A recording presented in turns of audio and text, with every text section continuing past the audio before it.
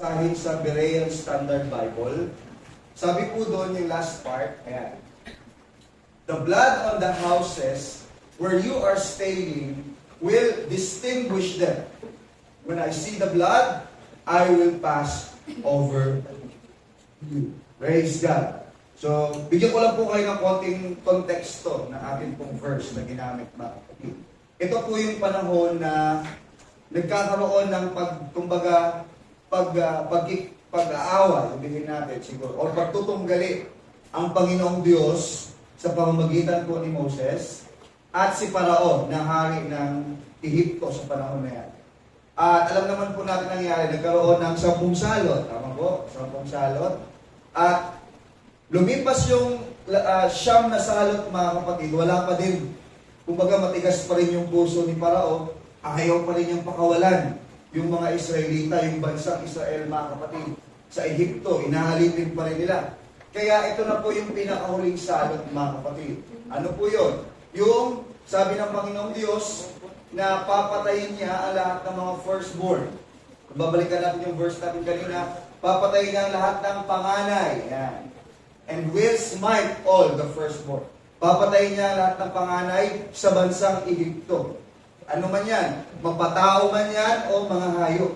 Basta panganay, yun po ay mamamatay. And against all the gods of Egypt. At gagawin yun ng Diyos sa harap ng mga Diyos-Diyosan ng bansang Ehipto. Bakit mga kapatid? Dahil nga ayaw pakawalan ni Parao yung mga Israel. Ang gusto lang ng mga Israel maging malaya sa pagkakalipin at nagkakaroon ng pagdadayalogo si Moses kay Parao, pero ayaw ni Moses. Matigas ang ulo ni Moses, mga kapatid. Kaya naman, ang nangyari po, mga kapatid, ay nagkaroon ng, sabi ng Panginoong Diyos kay Moses, mga kapatid, na na lahat ng panganay na lalaki, panganay na hayop, mga kapatid, ay papatayin niya. Ngunit, doon sa mga anak ng Diyos, ay kanyang bayan, mga kapatid, lalagyan ng dugo.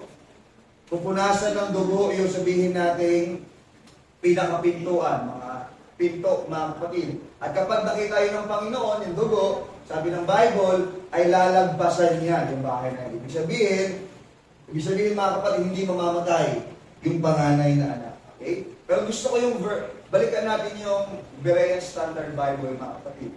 Gusto ko yung verse na ito. Okay, sa pagkakasabi niya dito. Sabi mga kapatid ng Bible, the blood of the houses where you are staying will distinguish them. Okay, that is our keyword. Distinguish them. Ihihiwalay. Makikilala, mga kapatid, pag nakita ng ating Panginoon. Sa pamamagitan ng dugong ito, mga kapatid, magkakaroon ng paghihiwalay sa Diyos. Paghihiwalay mula sa anak ng mga taga-Ehipto at sa mga anak ng ating Panginoon. Okay? So ano po mga kapatid? Next slide po.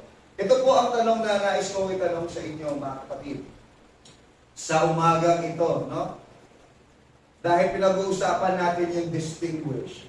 Paghihiwalay, mga kapatid. Pagtatangi, mga kapatid. Pagkakilala. Now, ang tanong po, yan, how would you distinguish yourself from the world? Okay? Sabi po dito, paano natin mahihiwalay, makikilala, malalayo ang ating sarili mula sa mundo? Okay? Pwede po ba magkaroon na kayo ng pag-uusap doon? Siguro mga ilang 3 tao na sasagot. Paano mo maihihiwalay? Or kung ipaparaphrase natin yung tanong, paano mo gagawin kakaiba ang iyong sarili mula doon sa mundo, mga kapatid? Sige po. Tatanong tayo, mga kapatid. At dahil wala dito ngayon yung mga madalas sumagot, mga kapatid, yung ating mga nanay, so kayo po ang sasagot, no? Ikaw bilang mananampalataya, bilang nakilala sa ating Panginoon, paano mo ihihiwalay ang iyong sarili mula sa mundo? Sige po. I-ready po natin yung ating mic, mga kapatid. Praise God. At magtatawag po tayo Simulan natin kay Sister Melanie po, Albaladero. Grabe yung kaba ng isang Melanie mga Melanie Albaladero. Sige po, paabot po ng mic para marinig po sa ating live. O ano. Ay, sige po, paano nyo po mahihiwalay yung inyong sarili mula sa mundo? Siguro para sa akin po, example na lang po yung sa pananamit natin po. Makikita naman po natin na iba po yung pananamit natin compare po din sa mga taong hindi nagliligtas sa ating Panginoon. At pangalawa siguro yung sa ugali natin mga kapatid, kahit pinagawa na tayo ng hindi maganda ng ating kapwa, pero nakukuha pa rin natin, gantihan sila ng mabuti. Okay, so dalawang bagay kay Sister Melanie. Yung sa pananamit, okay, sa ating pananamit, of course, alam naman natin yung ating pong itinuturo dito, mga kapatid, no, sa church, pagdating sa pananamit, kailangan natin maging banal sa lahat ng aspeto, maging sa ating pananamit. Pero bukod sa pananamit, higit lalo, kailangan natin maging banal sa ating pag-uugali, pag-iisip, mga kapatid. Hindi pwedeng banal lang tayo sa ating pananamit, pero sa ating pananamit, mga kapatid, ay hindi tayo banal, mga kapatid. Sino pa po? Ang gusto mo? Sister Jen, parang tahimik din sa'yo. Paano mo maihiwalay ang iyong sarili mula sa mundo? Sa mundo lang, kasi last year December, pero kami year and then yung PM namin, siya na, after ng-year namin, merong tawag ito, after party, which is, hindi kami mag-celebrate sa hideout, na yung hideout was a live or hindi. So sabi ko PM, hindi ako pumunta doon. Sabi niya, kahit kakain. Tapos sabi ko, kahit kakain, okay na naman kung kakain. Pero kasi yung place, hindi siya, or kasi doon. So, yun. Ayun, okay. So yun, so nakuha ko doon mga kapatid, is talagang maging tayo. Tayuan natin yung ating pananampalataya, mga kapatid. So still din, mayroon natin, sa pamamagitan ng yun, sabi natin, hindi pagpunta doon sa mga lugar na alam naman natin. Well, again, hindi naman sa kung ano mga kapatid to, alam naman natin kay kakain lang. Pero again, sabi nga ng Biblia mga kapatid, Psalms 1:1 mga kapatid, na yung mga nakikiupo sa upuan ng mga makasalanan mga kapatid, ano bang maisip ng mga tao? Wala?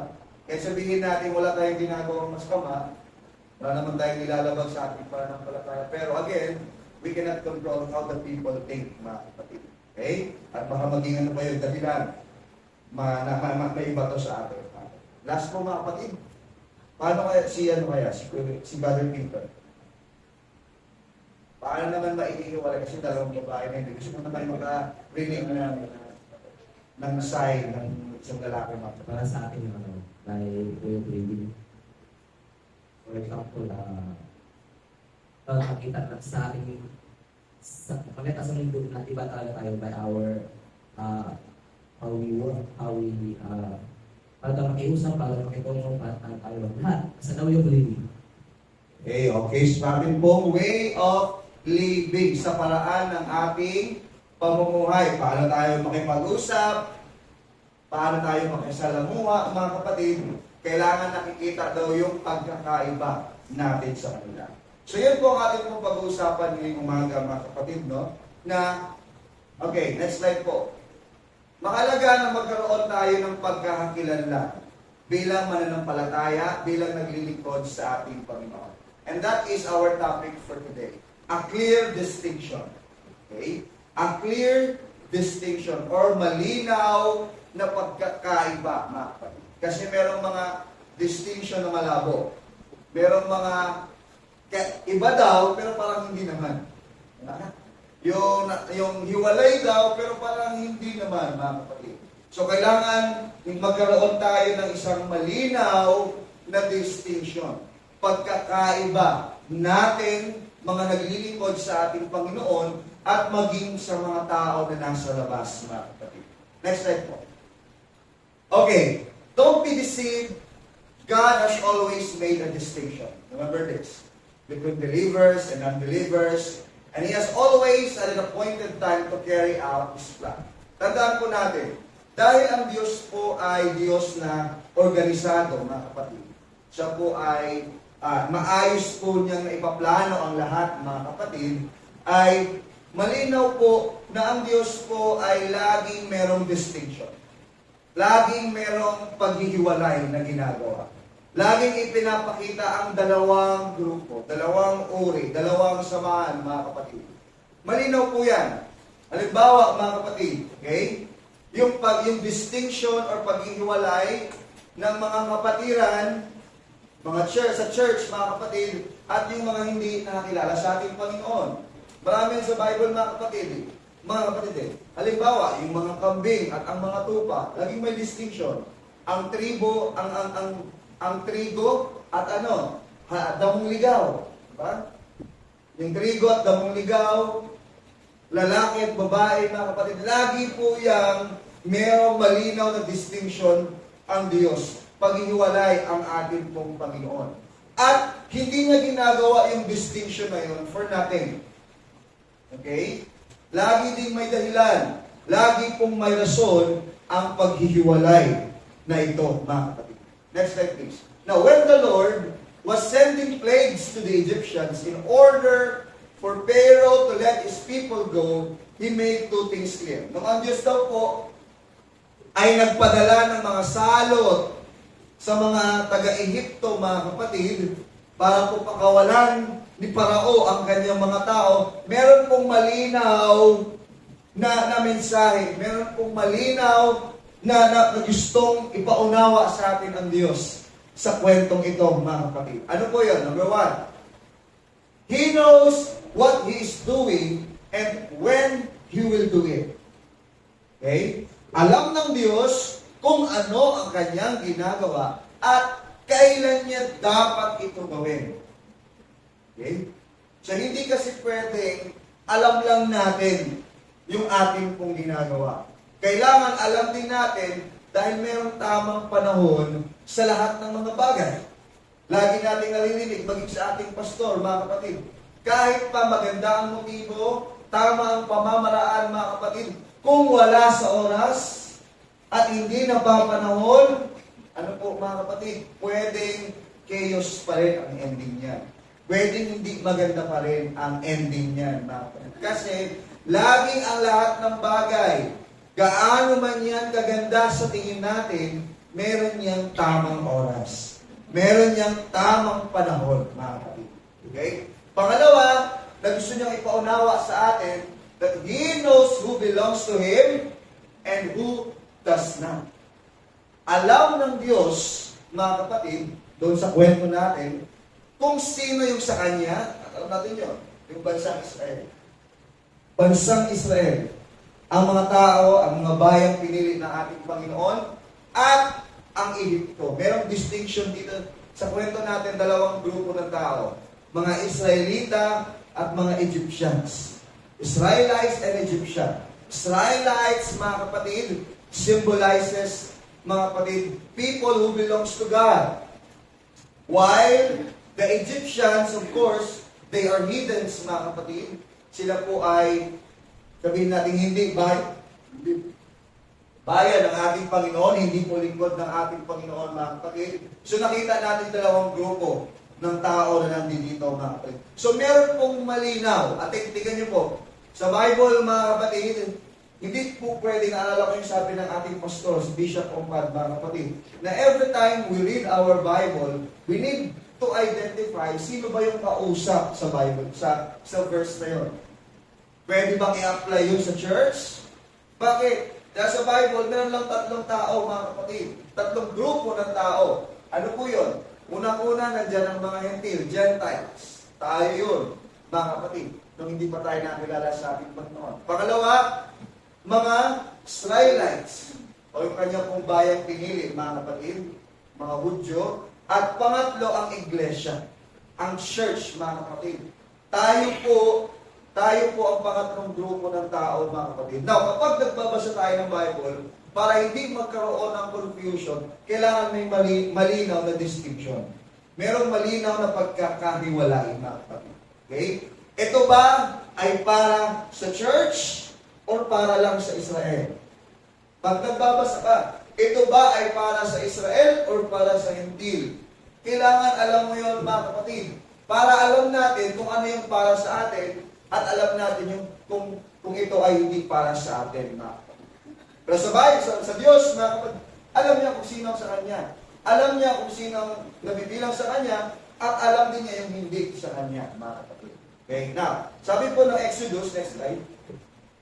Exodus chapter 8, verse 22 to 23 sa New Living Translation. But this time, I will spare the region of Goshen, where my people live. No flies will be found there. Then you will know that I am the Lord and that I am present even in the heart of your land, mga kapatid. I will make, sabi ng Bible, NLT, a clear distinction between my people and your people. This miraculous sign will happen tomorrow, mga kapatid. Okay? So maging ang Bible malinaw, mga kapatid, na kilala ng Diyos yung para sa Kanya, alam niya kung sino yung mga grupo ng tao na belong sa Kanya, at alam din niya yung hindi. Okay? Bakit? Merong malinaw na distinction. Merong clear na distinction. At sa harapan ng Diyos, mga kapatid, kitang-kita niya ang pagkakaiba. Kitang-kita niya yung kaibahan ng dalawang grupo ng taong ito, mga kapatid. Next slide, please. We are living in an age, take note of this. Ito ngayon ang problema. Why are we discussing this, mga kapatid, no? And again, ang Israel, it symbolizes people who believes in God. Believers, mga kapatid. And the Egyptians, mga kapatid, is the world.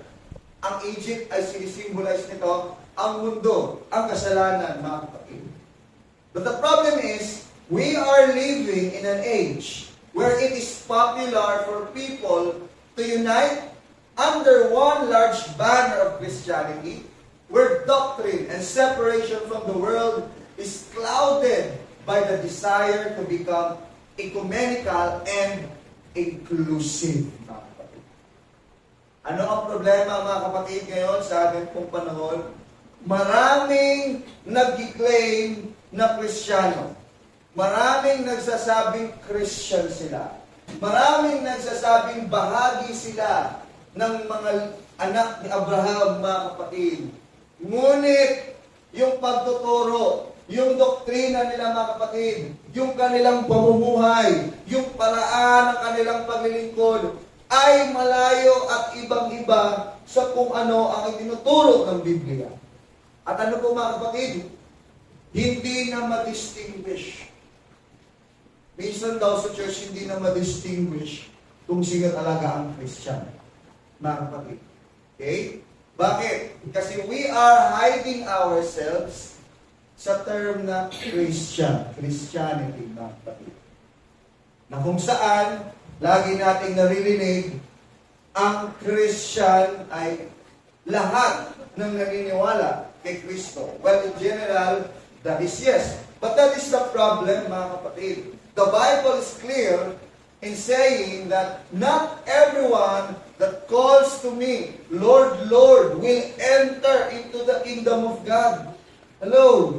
Yun ang maliwanag. Sabi ng Bible, hindi lahat ng nagsasabing Panginoon, Panginoon, makakapasok sa kaharian ng langit. Kundi sino lang? Yung merong clear distinction.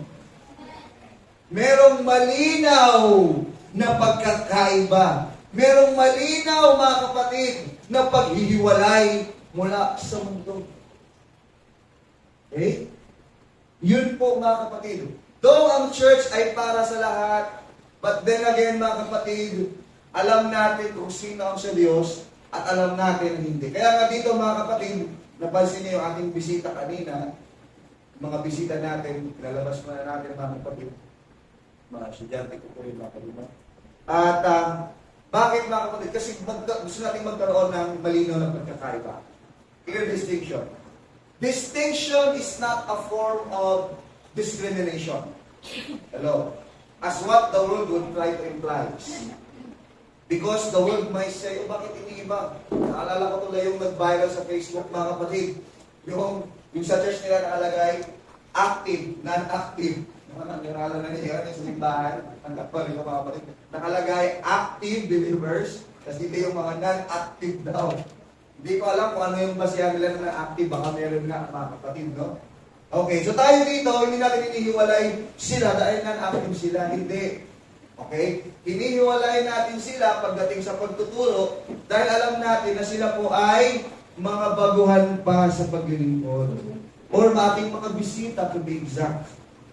Okay? Kaya po yung ating mga bisita doon po muna sa labas para kausap, may magkakausap po sa inyo doon para alam nyo rin po, alam nila yung way natin. Kasi alam niyo mga kapatid, sa mga estudyante na pumupunta dito, tinatanong ko sila ng feedback nila.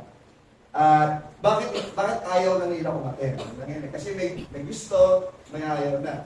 Now, madalas kong narinig sa mga hindi na bumabalik na estudyante ko, on behalf of my student mga kapatid, sabi nila, ang ingay daw kasi. Hindi daw hindi sila sanay sa masyadong maingay. Gusto nila solemn lang. Okay? So we understand that mga kapatid, no?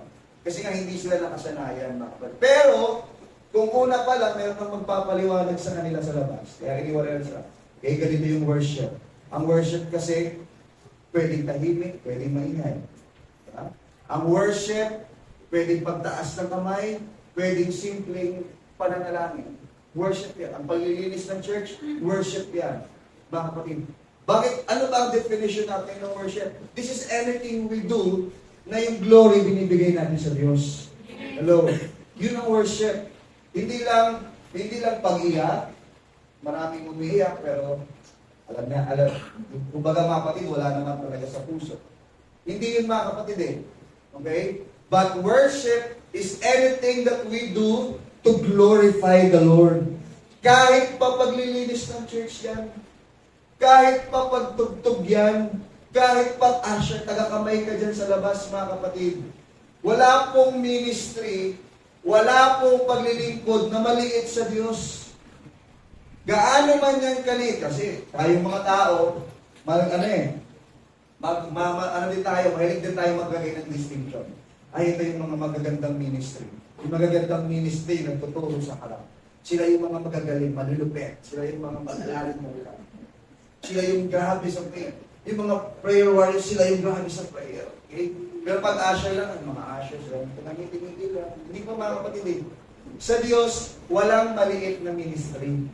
Lahat ng ginagawa natin, basta nabibigyan kaluguran at kapurihan ang Diyos, yun po ay worship. Mga kapatid. Hello? Okay? So again, ito yung problema natin. Dahil lahat ay welcome sa church, sa Christianity, mga kapatid, minsan, hindi na ma-distinguish kung sino ba talaga yung Christian sa hindi. Kaya nga, the Bible is warning us, hindi lahat ng nagsasabing Panginoon, Panginoon, makakapasok sa langit. Marami bang nagsasabing Panginoon? Marami bang tumatawag ng Panginoon? Yes, halos lahat tumatawag ng Panginoon. Pero sabi ni Jesus, hindi lahat na tumatawag.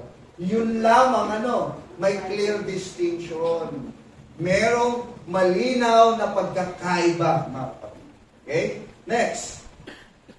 Pwedeng masarap sa tenga, nakakakiliti sa tenga pag narinig natin yung mga katagang, only God can judge me. Diba? Madalas natin yan marinig eh. Minsan nga, nagiging reason natin yan, nagiging scapegoat natin yan.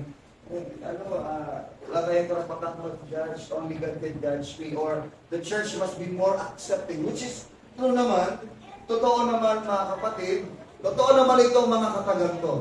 Ang nangyayari lang po mga kapatid, ay nagiging, kumbaga, scapegoat natin itong mga katagang ito.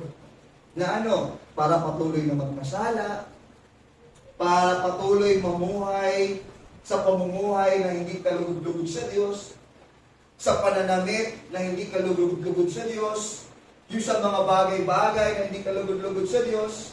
Sabi nga isang preacher na napakinggan ko mga kapatid, ngayon ang hirap na i-distinguish daw ng mga kapatiran o ng mga tao in general. Bakit? Merong mga church people, church singers, kumakanta ng secular music. Meron namang mga secular singers, kumakanta ng worship songs. Sino ba talaga mga kapatid, di ba?